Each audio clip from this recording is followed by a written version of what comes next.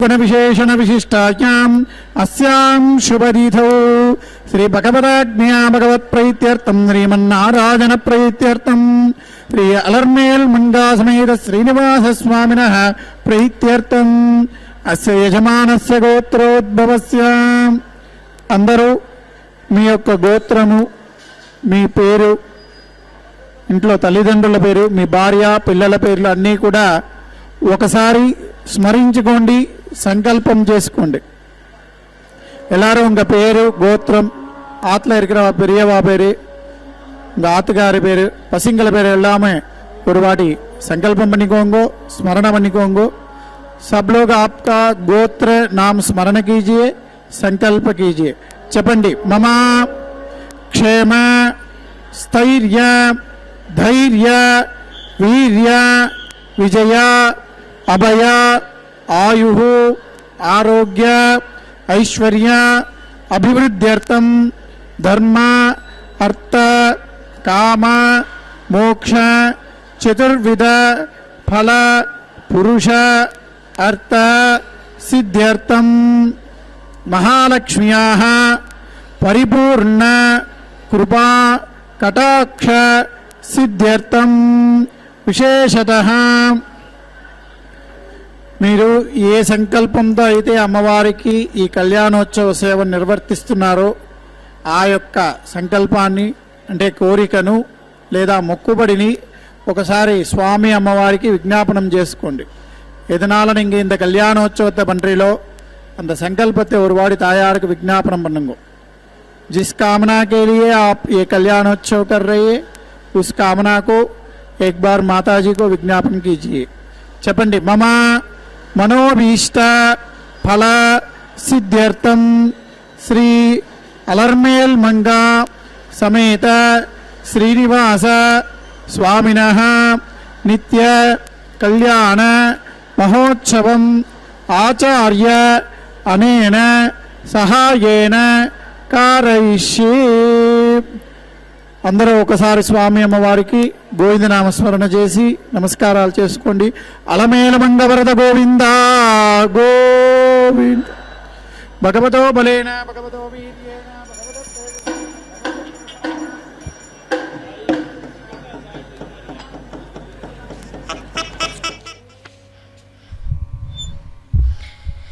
महालक्ष्म्यै नमो नमः। नमस्तेस्तु महामाये श्रीपीठे सुरपूजिते शंखचक्र गदा हस्ते महालक्ष्मी நமோஸ்துதே என்று அந்த பத்மாவதி தாயாரை சேவித்துக் கொண்டு இன்றைய வர்ணனையை தொடங்குகிறேன். பக்தர்களே, இதோ இன்று மிகவும் விசேஷமான நாள், வசந்த பஞ்சமி. அந்த லக்ஷ்மி தேவி பல அவதாரம் எடுத்தாள். அப்படி சரஸ்வதி என்பதும் ஒரு விசேஷமான அவதாரமாக கருதப்படுகிறது. இந்த நன்னாளிலே நாம் அனைவரும் கூட அந்த சரஸ்வதியை பூஜித்து அர்ச்சித்து சேவித்தோமானால் ஆரோக்கியம், ஐஸ்வர்யம், குழந்தைகளுக்கு படிப்பு அனைத்தும் கற்று தருபவள் அந்த சரஸ்வதி அல்லவா? அப்படி அந்த சரஸ்வதி தேவியை கூட நாம் இந்த நன்னாளிலே சேவிப்போம். சரஸ்வதி நமஸ்துभ्यं வரதே காமரூபிணி வித்யாரம்பம் கரிஷ்யாமி சித்திர்பவது மே சதா என்று அந்த சரஸ்வதியையும் சேவித்துக் கொண்டு இன்றைய வர்ணனையை தொடங்குகிறேன். பக்தர்களே, பாஞ்சராத்திர ஆகம விதிமுறைப்படி முதலில் சங்கல்ப மந்திரத்தை கேட்டோம். பின்பு சேன நாயக்கரான விஸ்வக்சேனனின் ஆராதனை சுத்தி புண்ணியாக வாச்சனத்துடன் இந்த திருக்கல்யாண மகோத்சவம் நடைபெற உள்ளது. இதோ ஸ்ரீ வெங்கடேஸ்வர பக்தி தொலைக்காட்சியின் மூலம் நாம் அனைவருமே சேவித்துக் கொண்டுள்ளோம். சேஷாச்சலத்தின் ஆனந்த நிலையத்தில் வக்குல மாளிகையுடன் வாசம் புரிந்து வந்த பத்மாவதி பல ஆண்டுகளாக ஸ்ரீமன் நாராயணனை பார்க்காமல் கலகமுற்றாளாம். திருமால் தினமும் பத்மாவதியின் கனவில் தோன்றி வந்தாராம். அவ்வப்போது பகவான் திருமகளை காணாமல் அனுபவித்த இன்னல்களை கனவில் கண்டு கலங்கி கண்ணீர் வடிப்பாள் பத்மாவதி தாயார். இப்படியாக ஆண்டுகள் பல உருண்டோடின. பத்மாவதி சதா சர்வ காலமும் நாராயணன் நினைவாகவே தியானித்து இருந்தாளாம். இந்த சமயத்தில் ஸ்ரீனிவாசன் லக்ஷ்மி சமேதராய் சேஷாச்சலத்திற்கு எழுந்தருள திருவுள்ளம் கொண்டார். இந்த விருந்தாத்தை அறிந்த பத்மாவதியும் சரி வக்குல மாளிகையும் சரி அளவில்லா ஆனந்தம் கொண்டனர். இருவரும் ஆனந்த நிலையத்தை அலங்கரித்து விளக்குகள் ஏற்றியும் வைத்தனர். நறுமலர் மாலைகளை ஆங்காங்கே அழகூர தோரணம் போல் தொங்கவிட்டனர். பாலிகைகள் வைத்தனர். பக்தர்களே, அப்படிப்பட்ட அந்த பத்மாவதி தாயார் இதோ இந்த நன்னாளிலே தங்க சிம்மாசனத்திலே வீற்றிருக்கிறாள். ஏனென்றால் ஸ்ரீனிவாசனை கரம் பிடிப்பதற்காக. இதோ அந்த பத்மாவதி தாயார் பூ மாலையாலும் தோரணையாலும் அலங்கரித்து கொண்டு மிகவும் அற்புதமான காட்சியை நமக்கெல்லாம் தந்து கொண்டிருக்கும் அந்த பத்மாவதி தாயாரை நாமும் கண் குளிர இரு கரம் கூப்பி சேவிப்போம். ஸ்ரீனிவாசன் ஸ்ரீ லக்ஷ்மி சமேதராய் கருட ஆழ்வார் மீது எழுந்தருளினாராம். பத்மாவதி தூபம் தீபம் காட்டி வரவேற்றாள். வக்குல மாளிகையும் ஸ்ரீனிவாசனை நமஸ்கரித்தாள். முகம் மலர அகம் குளிர ஸ்ரீனிவாசனை லக்ஷ்மி சமேதராய் ஆனந்த நிலையத்துள் அழைத்து சென்றாள். அது முதல் பத்மாவதி திருமாலுக்கும் திருமகளுக்கும் பணிவிடை செய்து வரலானாள். வக்குல மாளிகை ஸ்ரீனிவாசனுக்கு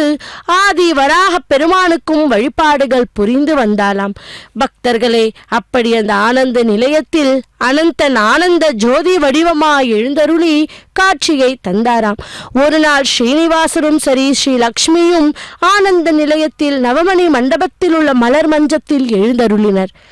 திருமால் திருமகளை பார்த்து, தேவி, என் திருமணத்தின் போது குபேரனிடம் கடன்பட்டேன் என்பது தெரியுமல்லவா என்று கேட்டாராம். அறிவேன் சுவாமி, அதற்கென்ன இப்போது என்றாளாம். கடன் பட்டதினால் நெஞ்சம் கலங்குகிறேன். ஆண்டுதோறும் வட்டி செலுத்துவேன் என்று வாக்கும் அளித்தேன். ஆனால் பல ஆண்டுகளுக்கு குபேரனுக்கு வட்டி கூட செலுத்த முடியாமல் போய்விட்டது. சுவாமி, தங்கள் விவாகத்தின் போது நான் வந்திருந்தேனே, அப்பொழுது என்னிடம் ஒரு வார்த்தை நீங்கள் கூறியிருக்க கூடாதா? வட்டியும் முதலும் சேர்த்து கொடுத்திருக்கலாமே என்றாலாம். பக்தர்களே, இதோ ஸ்ரீ பத்மாவதி தாயாரினுடைய கல்யாண மகோத்சவத்தை தான் நாம் இப்பொழுது செவித்துக் கொண்டுள்ளோம். இதோ தீப தூப ஹாரதியை சமர்ப்பித்துக் கொண்டிருக்கிறார் அர்ச்சகர் சுவாமி. மங்கள ஸ்நானம் செய்து வைக்க மனம் மகிழ்ச்சியோடு வந்திருக்கும் உன்னிடம் மனவேதனையை தரக்கூடிய சம்பவங்களை சொல்லலாமா என்று கேட்டாராம். இப்பொழுது என்ன செய்ய வேண்டும் என்று தேவரீர் ஆணையிடுகிறீர்கள்? அவ்வண்ணமே அடியேன் செய்வேன். தங்கள் திருவுள்ளம் அடியேன் பாக்கியம் என்றாராம். பக்தர்களே, இந்த கலியுகத்தில் உன்னை தரிசிக்க வரும் பக்தர்களுக்கு செல்வத்தை பெருக்குவாய். அவர்களுக்கு நீ அளித்த செல்வத்தை எனக்கும் காணிக்கையாக சமர்ப்பிப்பார் என்றாராம். அவ்வாறு வரும் காணிக்கையால் குபேரனின் வட்டி பணத்தை தவறாமல் கட்டலாம். கலியுகம் முடியும் குபேரனின் கடனை தீர்த்துவிட்டு நாம் வைகுண்டம் செல்லுவோம் என்றாராம். இதோ அடுத்த கைங்கரியத்தை சேவிப்போம்.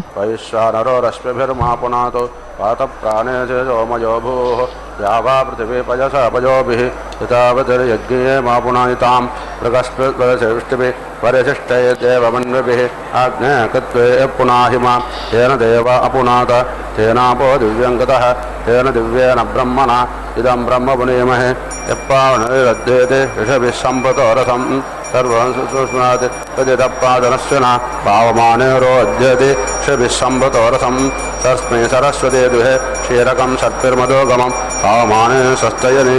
துகாயுபயஸ்துதே ரிஷபிசம்பதோரதः பிராமணே சமதகம் ஹிதம் பாவமானே சுதந்தனः இமம் லோகமதாகம் காமான் சமர்தயந்தனः தேவே தேவே சமாப்ருதாः பாவமானே சஸ்தயனே துகாகதஸ்துதः ரிஷபிசம்பதோரதः பிராமணே சமதகம் ஹிதம் தேன தேவ பவித்ரேன ஆத்மானம் புனதே சதா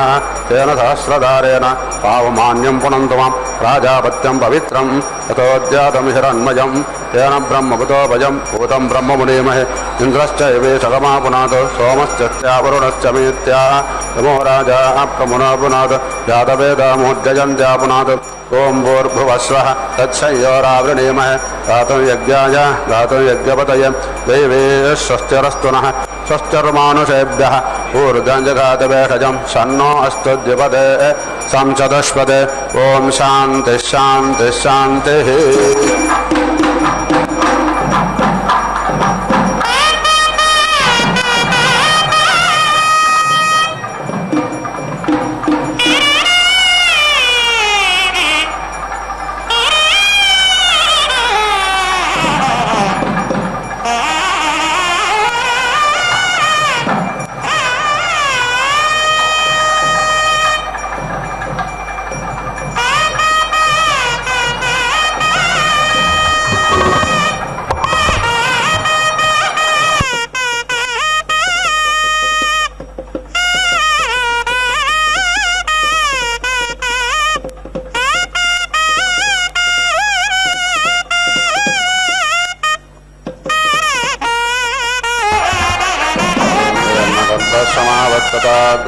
भूतस्य धतपतिरेक आसीत् अदा आधारपतिवेन्द्यामते मां तस्मै देवाय हविषा विधेमा पयामरेहेतोति प्रजापातये त्वादिष्टं गृह्णाम् येषते यो न सूर्यस्ते महिमा यस्ते हं संवत्सरे माहिमासं बभूव यस्ते वाजा अन्तरिक्षे महिमासं बभूव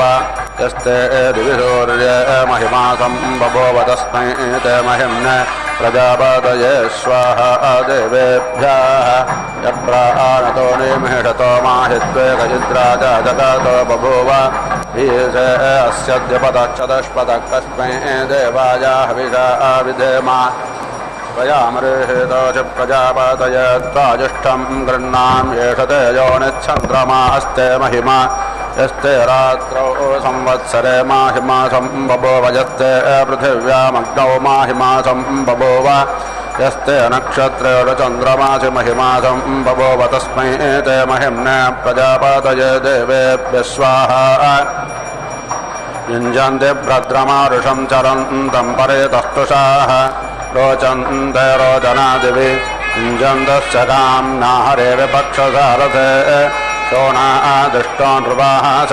यद्वातो अपो अगानीकन् प्रियामिन्द्रस्य तन्वम् एतद्गस्तोतरणेन पथा पुनरस्वमावर्तयाचनः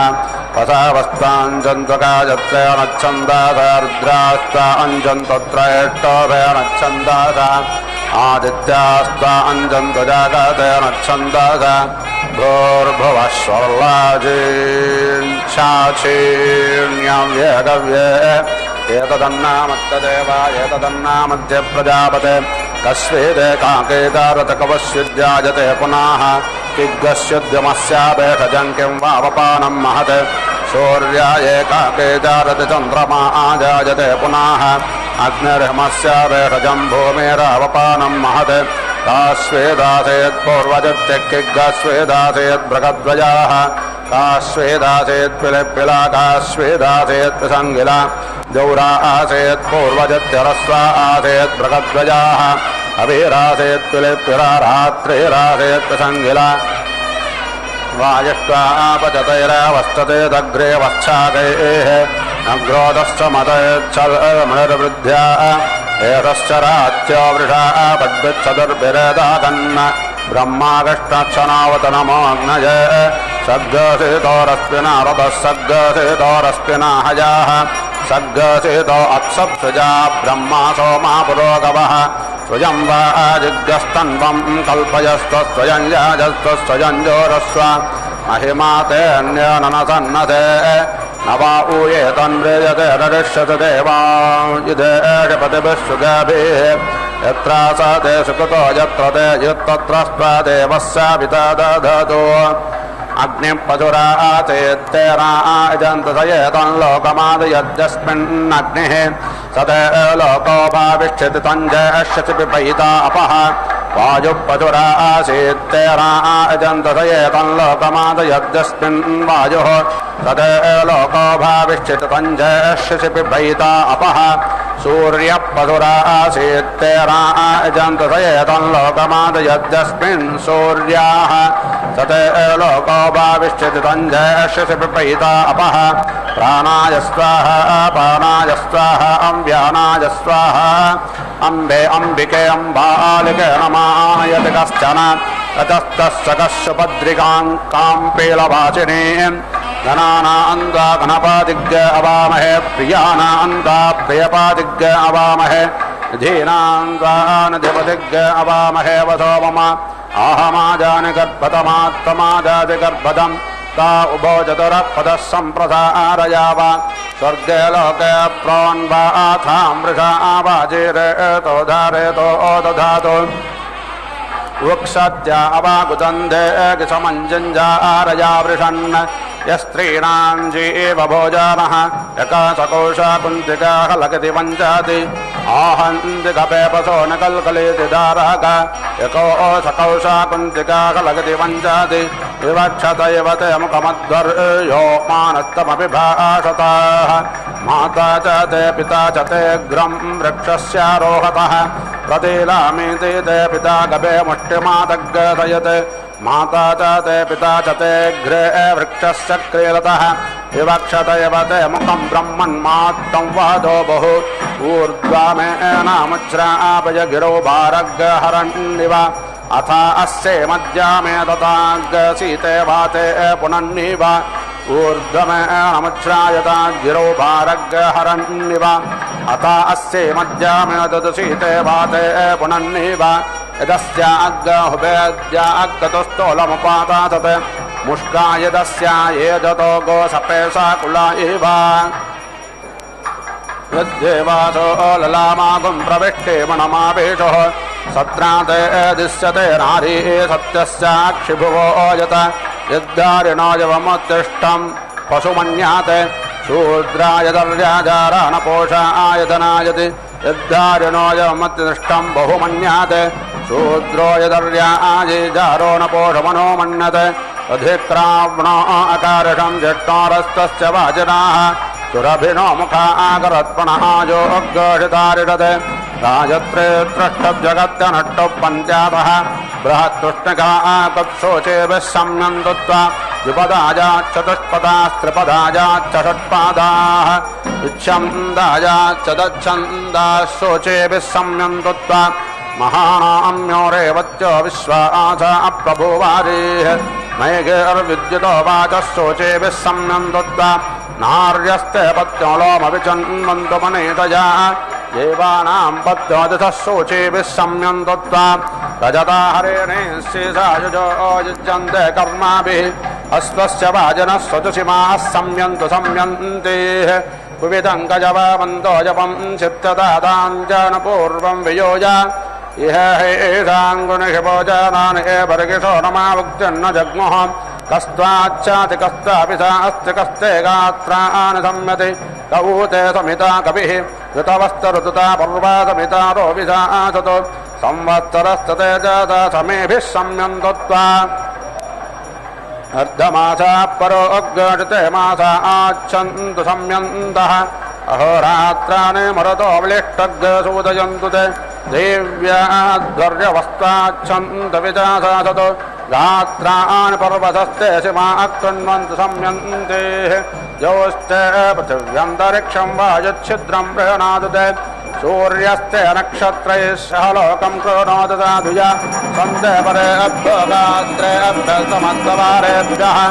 समस्तभ्यो मध्यभ्यः संवस्तुतन्वैतवान् तस्वेदेकाके दारदकवच्चिद्जायते पुनः किग्गश्चिद्गमस्यावेदजं किं वावपानं महत् सूर्याय एकाके जारति चन्द्रमा जायते पुनः अग्निर्हिमस्यावेदजं भूमिरावपानं महत् किग्गश्च सूर्यासमञ्जोतिग्गदामुद्रदामग्गधराः किग्गश्च पृथिवे वर्षे यक्षस्य मात्रा न विद्यते ब्रह्मशौर्यासमञ्जोतिज्योश्च मुद्रदामग्गधराः इन्द्रपृथिवे वर्षे यान्गोष्ठुमात्रा न विद्यते पृच्छामि त्वाजितये देवसखयदित्तमत्र मनादाजकन्त एषविष्टत्रिषपतेष्टस्तेषविश्वम्भुवा नमाविवेश अपितेषत्रिषपतेष्टस्त्वजेषविश्वम्भुवा नमाविवेश सद्यपर्येणुदिवेमुदज्जामे केनाङ्गेण दिवस्य विष्टम् एष्वन्तपुरोधावेवेशकान्यन्तपुरोषे अप्रीतानि एतद्ब्रह्मन्नुपावल्हामचिद्वाकिगद्रन्न प्रतिमोचाद्यत्र पञ्चस्वन्तपुरोषावेवेशतान्यन्तपुरोषे अप्रीतानि एतत्त्वात्र प्रतिमन्भानो अस्मिन् माजया अपवश्युत्तारोमत् काश्वेदासेत् पूर्वचित्तिक्किग्गस्वेदासेत् बृहद्वजाः काश्वेदासेत् पिलिप्पिला काश्वेदासेत् प्रसङ्गिला दौरासेत् पूर्वचित्तिरत्वा आसेत् बृहद्वजाः अभिरासेत् पिलिप्पिला रात्रिरासेत् प्रसङ्गिला काये मरे विसङ्गिला कायेयं गुरविसङ्गिला कये मास्कन्दामृतकयें पन्थां विषत्पते अजारे विसङ्गिला स्वावित्कोरविसङ्गिला अतः स्कन्दामृषत्कहि पन्थां विषत्पते कद्दश्च विट्ठा कद्दक्षराणि कति होमाः कथिदासविद्दः यज्ञश्च विदधा वृक्षमत्र कति होता आरुदसो याजन्ति तच्च विट्ठा सदमक्षर अन्नसेतिर्होमाः समिधो गतिस्रः यज्ञस्य ते विदधा प्रब्रावेमि सप्तहोता आरुदसो याजन्ति को अस्य वेदभुवानश्च नाभिङ्कोऽद्याभा पृथिवी अन्तरिक्षम् कस्सूर्यस्य वेदबृहतो जनित्रं को वेदचन्द्रमा संयतोजाः वेदाहमस्य भुवानस्य नाभिं वेदद्याभा पृथिवी अन्तरिक्षम् वेदसूर्यस्य बृहतो जनित्रमथो वेदचन्द्रमा संयतोजाः पृच्छामित्तापरमन्तं पृथिव्या पृच्छामि यत्र भुवानश्च नाभिः पृच्छामित्ताविष्णो अस्तरेत पृच्छामि वाचपारमं व्योमा इयं वेदि परो अन्तःपृथिव्या अयं यज्ञो भुवानश्च नाभिः अयं गोदो मो विष्णो अस्तरेतो अब्रह्माजं वाचपारमं व्योमा शुभोऽस्वाजम्भो प्रातमोन्दर्मा हत्या अर्णवे तदेहगर्भानुद्वयं यतो जातः प्रजापतिः ओदायक्ष प्रजापादिग् सोमस्य महिम्नः युषधां पिबादसो मग्गहोतर्यज प्रजापतेरत्तुतेतान्यन्यो विश्वारूपाणि परितापा भूव इत्तामात्यजुगमत्तन्नोऽस्तवजग्गस्यामपताजोरयीनाम् अश्वस्तु परोगो मृगस्ते प्राजापत्यां कष्टङ्ग्रे एव आग्नेयोरराटे पुरस्तास्तारस्तते मे शतस्ताद्गन्वोः आश्विना अधोरामो भाक्पोषौ मापोष्टस्यामो नाभ्याग्सौर्यजामो श्वेतश्च कृष्णश्च पार्श्वयोः काष्टौलो मसदक्तो सत्योर्वायव्यश्वेतपुच्छयन्द्राय तपस्याय वेहद्वैष्टवो वामनः रोहितो धूम्धरोहितकर्कन्दो रोहितस्ते सौम्या बभ्रुरारुणबभ्रुष्टुका बभ्रुस्ते वारुणाः तिरन्ध्रोन्नदस्य तिरन्ध्रः समन्दसे तिरन्ध्रस्ते सावित्रांसेति बाहुरन्नदस्य बाहुस्तमन्दसेति बाहुस्ते वार्गस्पत्याः विषाते क्षुद्रप्रेषते स्थूलप्रेषते तामयत्रावरुण्याः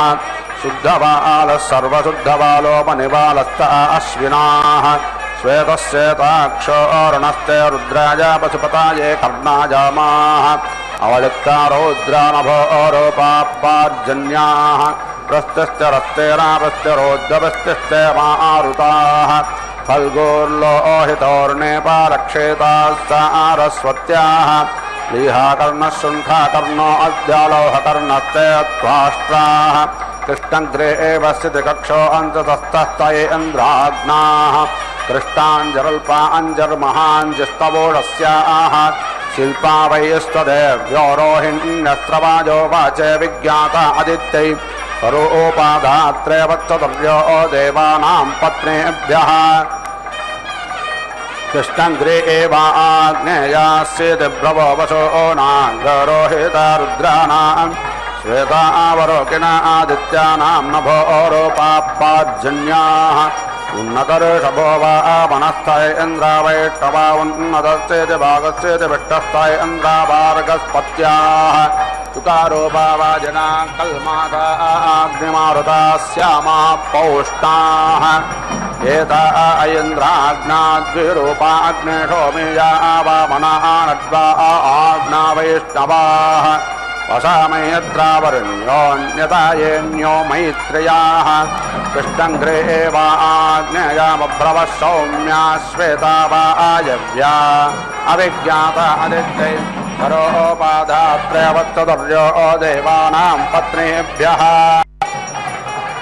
कृष्णा भूमा धूम्रा अन्तरिक्षा भृगन्तो दिव्याः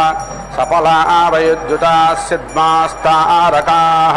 धूम्रान् वसन्तायालाभते श्वेतान् ग्रीष्माय कृष्णान् वर्षाभ्यो अरुणान् शरदे तुषातो हेमन्ताय पिसङ्घान् शिशिराय प्रवायोगायत्रे पञ्चावयत्रष्टभे आदित्यवाहो जगत्ते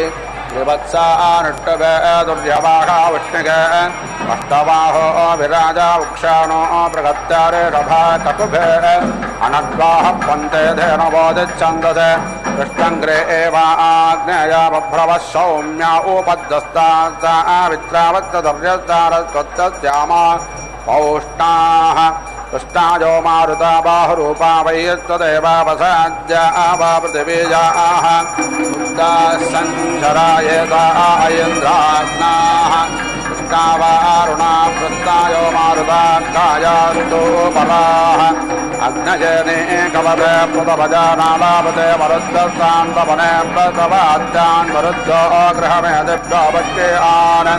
मरुद्धक्रियलब्धसग्गाजट्टान् मरुद्धस्तदावद्यो न जट्टान् उक्ताः सञ्जरायेता ऐन्द्राग्नाः प्रासङ्गामायेन्द्राबाहुरूपा वैश्वकर्मणाः धूम्रावभृणे गाथा पितॄणां बभ्रवो धूम्रणे गाथा पितॄणां वर्षधाम् कृष्णावभृणे गाथा पितॄणामग्निष्वात्तानां कृष्णापृषन्तस्त्रय्यम्बकाः उक्ताः सञ्चरा एताः सुनाशीरीजाः श्वेता वायव्याः श्वेताः सौर्याः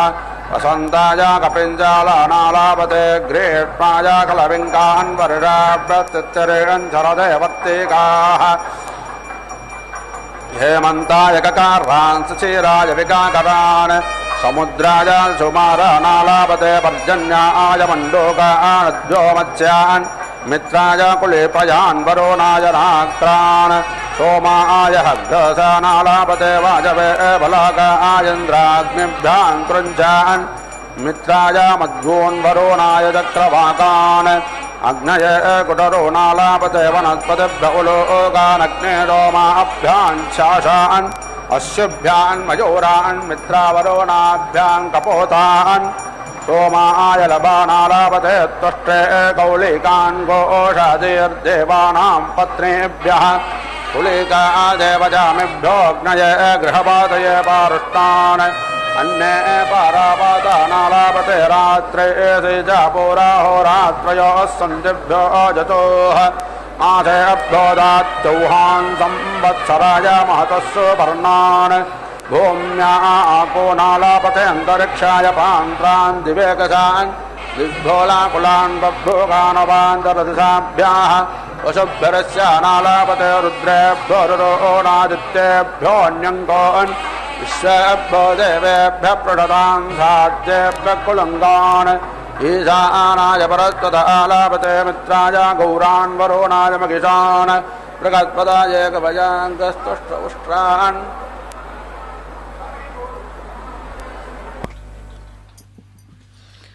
மகாலட்சுமியை நமோ நமஹ.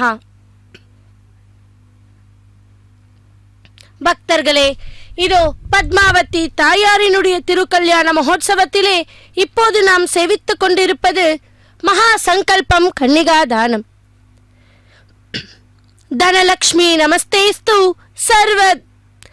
நாசினி தனம் தேகி ஸ்ரீயம் தேகி சர்வ காமாம்ஷ தேகிமே என்று அந்த பத்மாவதி தாயாரை சேவிப்போம். பக்தர்களே, இன்று வசந்த பஞ்சமி, மிகவும் விசேஷமான நாள். மாக மாசம் சுக்லபக்ஷ பஞ்சமி என்று முப்பெரும் தேவிகளில் கல்வி கடவுளாக போற்றப்படும் ஸ்ரீ சரஸ்வதி தேவியின் அவதார நாளாக வட இந்தியாவிலும் சரி அனைத்து சரஸ்வதி ஆலயங்களிலும் கொண்டாடப்படுகிறது. பயிர்கள் செழித்து பூக்கள் பூத்து குலுங்கும் வசந்த காலத்தின் தொடக்கத்தில் வரும் பஞ்சமியாதலால் இதனை வசந்த பஞ்சமி என்றும் அழைப்பார்கள். வசந்த பஞ்சமி அன்று அதை காலையில் எழுந்து நாம் அனைவருமே வீட்டை சுத்தம் செய்து பூஜை அறையில் அழகான வர்ண கோலங்கள் போட்டு பீட்டம் அமைத்து ஸ்ரீ சரஸ்வதி தேவியின் சித்திர படத்தையோ அல்லது விக்கிரகத்தையோ வைத்து மல்லி சாமந்தி போன்ற பூக்களால் அலங்கரித்து 5 முகங்களுடன் கூடிய குத்து விளக்கினை ஏற்றி சரஸ்வதி தேவிக்கு ஷோடச உபச்சாரங்களை செய்து வெள்ளை அல்லது மஞ்சள் பூக்களால் அர்ச்சனை செய்து மஞ்சள் நிறத்தில் இனிப்பு வகைகளை செய்து நிவேதனம் செய்ய வேண்டும்.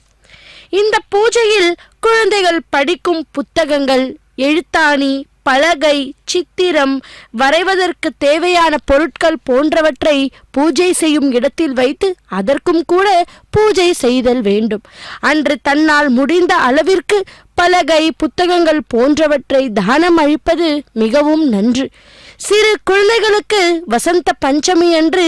அனைத்து ஆலயத்திலும் கூட அக்ஷராபிஷேகம் என்ற நிகழ்ச்சியை நடத்தி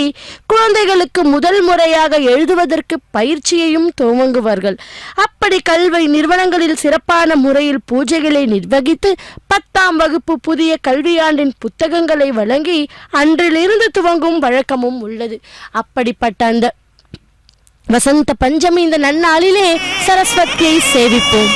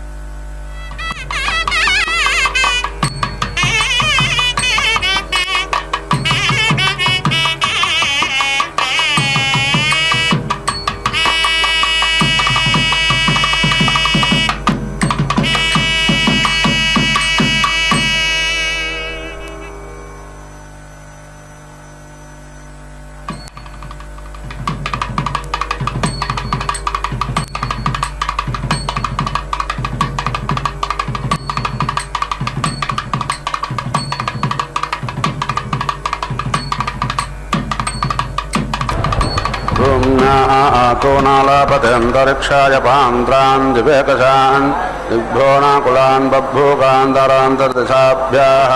पशुभ्यस्य नालापते रुद्रेभ्यो रुरोणादित्येभ्योऽन्यङ्कोऽन् विश्वेभ्यो देवेभ्यः पृषतां साध्येभ्यः कुलुङ्गान् ईशानाय परस्वत आलापते मित्राय गौरान् वरुणाय मगिषान् बृहस्पताय कवयाङ्गस्तुष्टौष्ट्रान् प्रजापतये पुरुषान् हस्ते न आलापते वाचे पृषेन् चक्षुषे मथकान् श्रोत्राय भृङ्गाः प्रजापतये च वाजवेदको मृगो वरुणायारण्यो मेषो यमाय कृष्णो मनुष्यराजाय मर्कटाः शार्दूलाय रोगिद्रेषभाय कवये क्षिप्रसेनाय वर्तिकानीलङ्गो क्रमिसमुद्राय सुमारो हिमवाते अस्ति मयुप्राजापत्यबलो लक्ष्मो विषदग्रसत्ते धात्रे दिशाङ्को दुंसा अग्नेयी हलविङ्को लोहितापुष्कररादत्ते त्वाष्ट्रावाचे कृञ्चाः सोमाय कुलुङ्गारण्यो जोनाकुलस्सकते पोष्टाक्रोष्टामायोरिन्द्रस्य गौरमृगः विद्वान्यङ्कुत्कर्कटस्ते रोमत्ते प्रतिश्रुत्काये चक्रवाकः शौरीबलाकः साग्रश्रेयश्चयाण्डागस्ते मैत्रा सरस्वत्ते सारिपुरुषवाक्ष्वाविद्भूमि शार्दूलोकपुतः कुस्ते मन्यवे सरस्वते सुखपुरुषवाक् सुपर्णप्प अर्जन्य आदर्वासो मनो मयुप्राजापत्यबलो लक्ष्मो विषदग्रसत्ते धात्रे दिशाङ्को दुंसा अग्नेयी हलविङ्को लोहितागिपुष्करदादत्ते त्वाष्ट्रावाचे कृञ्चाः सोमाय कुलुङ्गारण्यो जोनाकुलस्सकते पोष्टाक्रोष्टामायोरिन्द्रस्य गौरमृगः विद्योऽन्यङ्कर्कटस्थेनो मत्ते प्रतिश्रुत्काये चक्रवाकः शौरे बलाकाशाग्रश्रेदयश्चयाण्डागत्ते मैत्र सरस्वत्ते सारे पुरुषवाक्षा विद्वमि शार्दूलोकप्रतापस्ते मन्यवे सरस्वते सुखपुरुषवाक् सुपर्णप्राजन्य आतर्वा आशोदर्वी दाते वाजवे बृहस्पताये वाचस्पताये पैङ्गराजो लज अन्तरिक्षः प्रवो मद्योर्मत्तस्तेनादे पतये अद्यावा पृथिवी यः कूर्मः पुरुषमृगच्छन्द्रमासो गोदाकालागादार्वागाटस्ते वनस्पते एनां कृतवागश्च वित्रो हग्गसो वातस्य आक्रोमकारकुलेपजस्ते गोपारस्य रहे सल्यागः एन्यन्नो मण्डोको मूषिकादित्यरस्ते सत्पाना अन्लोपास अश्विनः कृष्णो रात्रैः वृक्षो जतोऽशोशुलीकातयेतरजनानां जगाका वैष्णवी अन्यवापो अर्धमासानामृश्यो मयोरश्च पर्णस्ते गन्धर्वानामुपामुद्रो मास कश्यपाः रोहित्कुन्धृणाचे गोरप्ते कासे अप्सरसा अन्मृत्यवे चितः वरिषाहुर्तो नामाकुकसो मान्दालस्ते पितॄणां बलाजाजकरो वसो नां कपिञ्जालः कपोतपुलो कस्सतस्तेररत्ते वरुणायारण्यो मेषः स्वित्र आदित्यानामुष्टोऽग्निवान्वाद्येन दत्ते मत्य अरण्याय श्रमरो रौद्रः क्वयपुटरुद्राच्चौहस्ते वाजनां कामाय पिकः तद्गो वैश्वदेवस्वाकृष्णः कर्णो गद्धभस्तरक्षुस्ते रक्षासामिन्द्राय सूकरः शिग्गो होमारुतकृकलाशपिप्पाकशकुनिस्ते सारव्यायै विश्वेषां देवानां प्रशाताः गायत्रेण पुरस्तादुपैति तिष्ठते प्राणमिति प्राणम् एव अस्मिन् दधाति बृहद्रथन्तराभ्यामिति बृहत् रथन्तराभ्यां पक्षौ ओजः एव अस्मिन् दधाति ऋतुस्थायज्ञायज्ञेनापुच्छं ऋतुषु एव प्रतीति तिष्ठति पृष्ठैः उपेति तिष्ठते तेजः वै पृष्ठानि तेजः एव अस्मिन् दधाति प्रजापतिरिति प्रजापतिः अग्निम् असृजता सः अस्मात् सृष्टः पराङ् ऐतेताम् वारवन्ति येनेति वारवन्ति येना वारवन्ति यत्त्वमिति वारवन्ति यत्त्वं शैतेन शेति अकुरुता तत्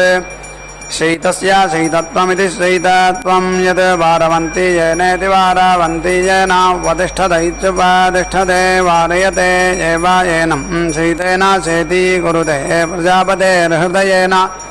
अभिपक्षमित्यभिपक्षं प्रति उपेति तिष्ठते प्रेमाणम् एव अस्य गच्छति प्राच्या दिशा साधयामि गायत्रेण छन्दसा अग्निना देवतया अग्नेः शीर्ष्णा अग्नेः शिरः उपेति दधामि दक्षिणया त्वा दिशा साधयामि त्रैटुभेन छन्दसा इन्द्रेण देवतया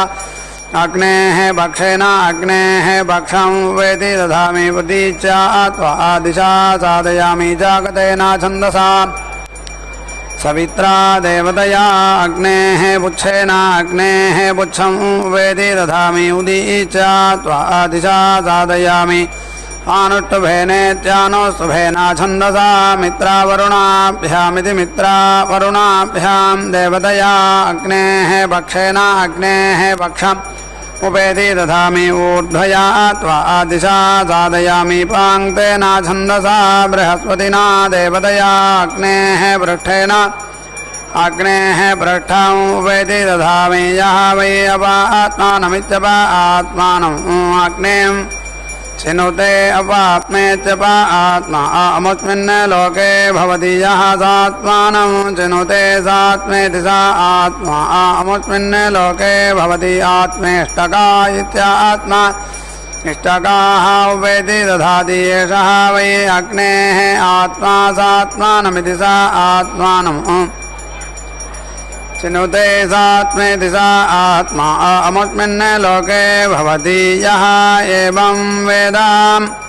अग्ने उदधयित्युदधे जाते इषुः युवानामादया नः मृडा तस्याः ते नमः तस्याः ते उवेति जीवन्तः भूयास्मा अग्ने दुध्रागह्यागयं शिलावन्या जाते इषुः युवानामादया नः मृडा तस्याः ते नमः तस्याः ते उवेति जीवन्तः भूयास्मा पञ्च वै एते अग्नयः यत् चितयः उदधिरित्युदाधिः एव नाम प्रथमः रुद्रः द्वितीयः गह्यः तृतीयः किगंशिलः चतुर्थः वन्यः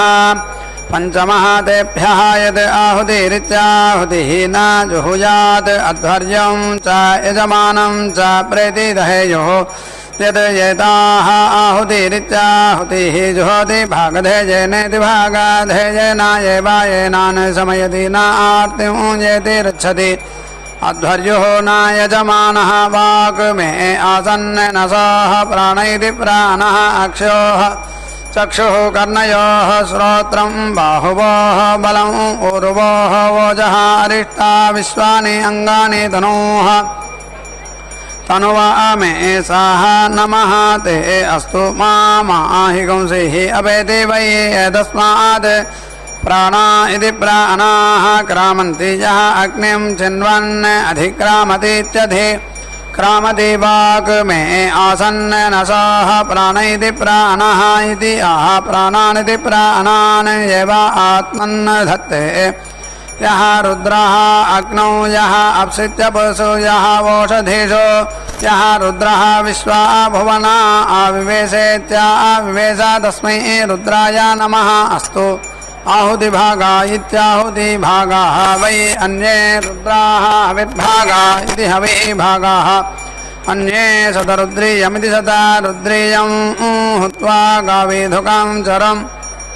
एतेन यजुषा चरकायाम् इष्टकायां नीति दध्यात् भागधेयेनेति भागधेयेन एव येनं समयति तस्य तु वै शतरुद्रीयमिति शतरुद्रीयं हुतम् इति आहुः यस्य एतत् अग्नौ क्रियते इति वसवः त्वा रुद्रैः पुरस्तात् पान्तु पितरः त्वा यमराजान इति यमराजानः पितृभिर्भिः दक्षिणतः पान्तु आदित्याः त्वा विश्वैः देवैः पश्चात् पान्तु जुदानः त्वा मारुतः मरुद्भिरिति मरुद्भिः उत्तरदैत्युदरतः पातु देवाः त्वा इन्द्रज्येष्ठा इति इन्द्रज्येष्ठाः वरुणराजान इति वरुणराजानः अधस्तात् च उपरिष्टात् च पान्तु न वै एतेन पूतः न मेध्यः न प्रोक्षित इति प्रोक्षितः यत् येनम् अतः प्राचीनम् प्रोक्षतीति प्रोक्षति यत् सञ्चितमिति सञ्चितम् आज्येन प्रोक्षतीति प्रोक्षति तेन पूतः तेन मेध्यः तेन प्रोक्षित इति प्रोक्षितः समीची नाम असि प्राचीदिकृतस्याः ते अग्निः अधिपतिरित्यधिपतिः असितः रक्षितायाः च अधिपतिरित्यधिपतिः यः च गोप्ता ताभ्यां नमः तौ नः मृडयतां ते यं द्विष्मः यः च नः द्वेष्टि तं वां जम्भे दधामि ओजस्विनी नाम असि दक्षिणादिकृतस्याः ते इन्द्रः अधिपतिरित्यधिपतिः प्रदागो प्राची नाम असि प्रतीचीदिकृतस्याः ते सोमः अधिपतिरित्यधिपतिः स्वज इति स्वजः अवस्सावेत्यवस्सावा नाम असि उदीचीदिकृतस्याः ते वरुणः अधिपतिरित्यधिपतिः तिरश्चराजिरिति तिरश्चराजिः अधिपत्नीत्यधिपत्नी नाम असि अतीदिकृतस्याः ते बृहस्पतिः अधिपतिरित्यधिपतिः शुक्रावसिनी नाम असि यं दिकृतस्याः ते यमः अधिपतिरित्यधिपतिः कल्माषग्रीव इति कल्माषग्रीवः रक्षितायाः च अधिपतिरित्यधिपतिः यः च गोप्ता ताभ्यां नमः तौ नः मृडयतां ते यं द्विष्मः यः च नः द्वेष्टि तं वां जम्भे दधामि एताः वै देवताः अग्निं चिदं रक्षन्ति ताभ्यः यद् आहुतिरित्याहुतिः न जुहुयात् अध्वर्यं च यजमानं च ध्यायेयुः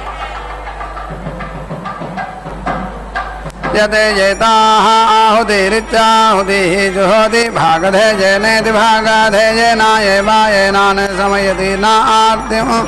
एते रक्षते अध्वर्यो न यजमानः एतयः नामास्था तेषां वः पुराः गृहाः अग्निः वः ईशवः सल्लः निलिम्बा इति नीलिम्बाः नामास्था तेषां वः दक्षिणा गृहाः पितरः वः ईशवः सकरः वज्रिणः नामास्था तेषां वः पश्चात् गृहाः स्वप्नः वः ईशवः गह्वरः अवस्थावान इत्यवस्थावानः नामास्था तेषां वः उत्तरादित्युदराद् गृहाः आपः वः ईशवः समुद्रः अधिपतय इत्यधिपतयः नामास्था तेषां वः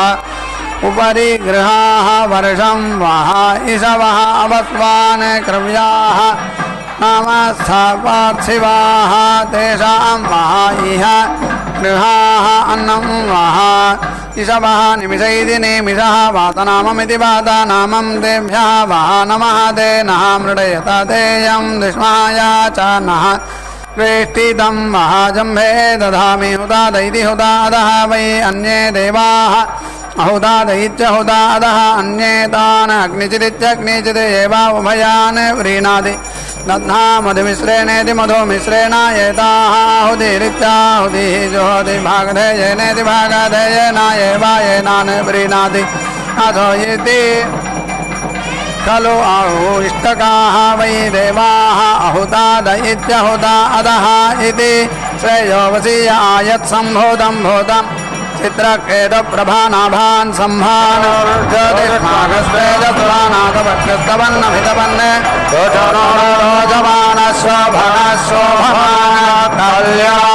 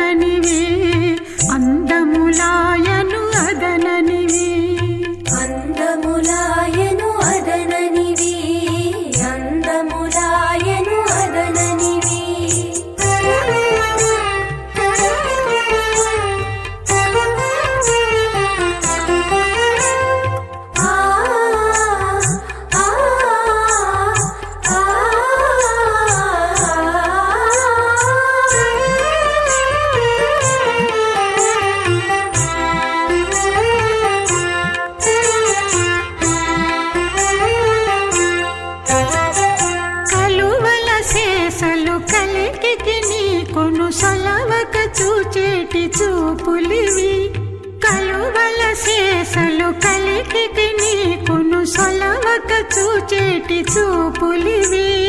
సొలవక చూచేటి చూపులివి చిలుకుల మొల్లల శేషలు మీలో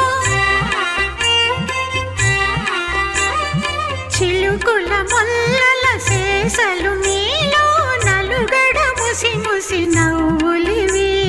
నలుగడ ముసి ముసి నవ్వులివి నలుగడ ముసి ముసి నవ్వులివి కందువ మీనిచ్చ కళ్యాణమునకు అందములాయను అదననివి అందములాయను అదననివి అందములాయను అదననివి అందములాయను అదననివి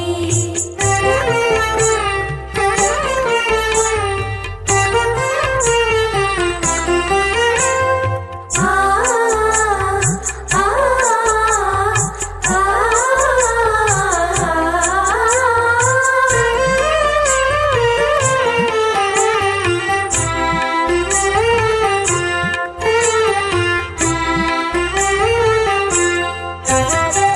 తామర శేషలు తలకొని మీకును మోము మోమురయు ముద్దులివి తామర శేషలు తలకొని మీకును మోము మోమురయు ముద్దులివి మోము మోమురయు ముద్దులివి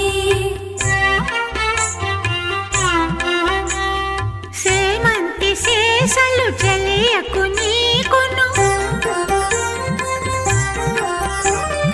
సేమంతి శేషలు చెలియకు నీకును చేమిరి గోళ్ళ చెనకులివి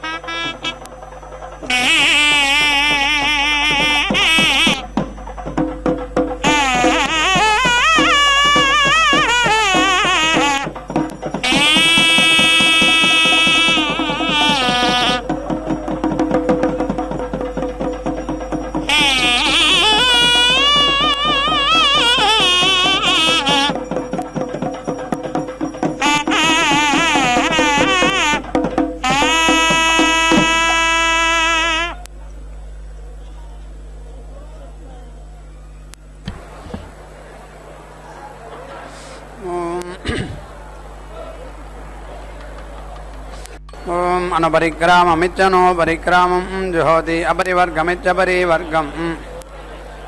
ఏవాయేనాన ప్రీణాతి ఇమం స్తనం ఊర్జస్వంతం ధయా అపాం ప్రప్యాదమితి ప్రాప్యాదం అగ్నే శరీరస్య మధ్యే ఉత్సం జుషస్వ మధుమంతమితి మధుమంతం ఊర్వా సముద్రియం సదనం చేతి విశస్వ యః వై అగ్నిం ప్రయుజ్యేతి ప్రాయుజ్యాన విముంచతీతి విముంచతి యథా అశ్వః యుక్తః విముచ్యమాన ఇత్యవిముచ్యమానః క్షుధ్యన్ పరాభవतीति పరాభవతి ఏవం అస్యాగ్నిః పరేతి భవతి తం పరాభవంతమితి పరాభవంతం యజమానः అనుపరేతి భవతి సహ అగ్నిం చిత్వా లోక్షः భవతి ఇమం సనం ఊర్జస్వంతం ధయా అపాం ఇతి ఆజ్యస్య పూర్ణాం